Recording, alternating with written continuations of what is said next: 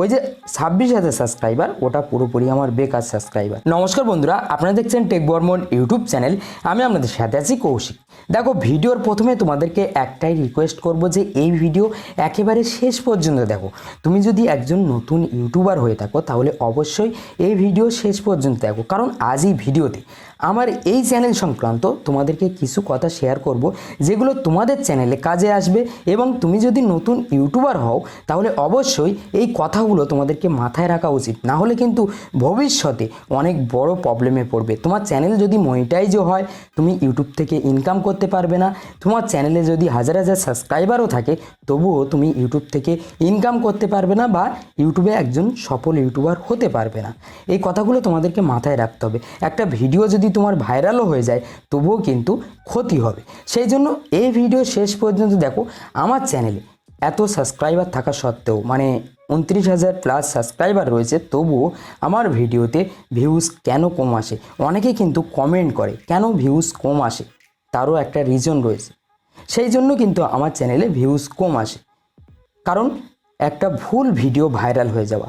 তোমার চ্যানেলে তুমি যদি কোনো নিজ না সিলেক্ট করে তুমি আজ একটা ভিডিও দিলে, আজ একটা নিজের উপরে ভিডিও দিলে, কাল অন্যরকম একটা ভিডিও আপলোড করলে, তারপরের দিন অন্যরকম ভিডিও আপলোড করলে, তাতে চ্যানেল একেবারে খারাপ হয়ে যাবে।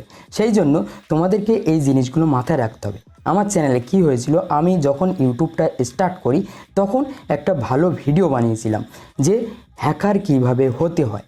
এবার সেই হ্যাকিং সংক্রান্ত সমস্ত টিপস এবং ফুল ইনফরমেশান ছিল ওই ভিডিওতে, যে একটা হ্যাকার হতে গেলে বা একজন হ্যাকিং এক্সপার্ট হতে গেলে কি কি জিনিসের প্রয়োজন বা কি কি শিখতে হয়, কি কি প্রোগ্রামিং ল্যাঙ্গুয়েজ জানতে হয়, এই সমস্ত বিষয় নিয়ে আমি একটা ভিডিও বানিয়েছিলাম।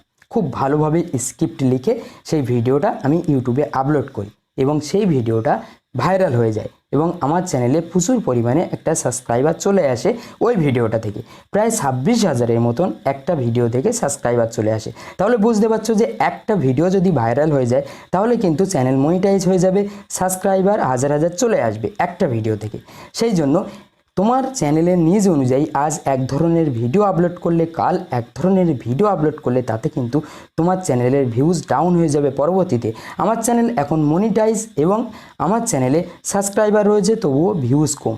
এখন দেখো, আমি হ্যাকিং সম্পর্কেও নলেজ দিতাম আমার চ্যানেলে, কিন্তু ইউটিউব কমিউনিটি গাইডলাইন্সের রুলস অনুসারে ইউটিউবে হ্যাকিংটা অ্যালাউ নয়, ঠিক আছে?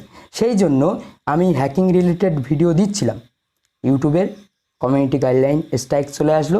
এই স্ট্রাইক আসার জন্য আস্তে আস্তে আমি হ্যাকিংটা বন্ধ করে দিলাম আমার চ্যানেলে।